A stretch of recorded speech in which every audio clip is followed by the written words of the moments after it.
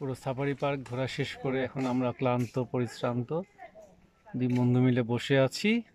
একটু পরে আমরা বের হয়ে যাব সাফারি পার্ক দেখতে এসে।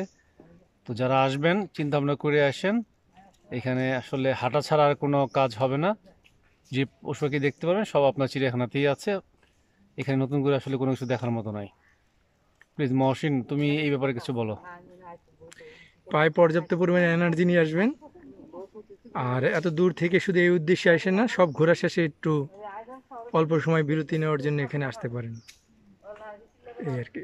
আচ্ছা, যাই হোক, পুরো সাফারি পার্ক ঘুরে আমাদের এটাই অনুভূতি হয়েছে যে আসলে এখানে পরিকল্পনার যথেষ্ট অভাব আছে, সরকারি হস্তক্ষেপের অভাব আছে।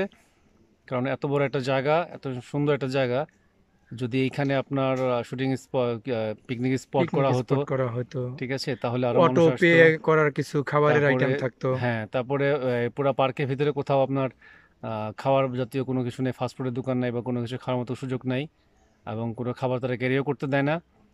তো এরকম একটা পরিস্থিতিতে আসলে এখানে এসে ফ্যামিলি নিয়ে এসে আসলে ঘোরাটা খুব কঠিন।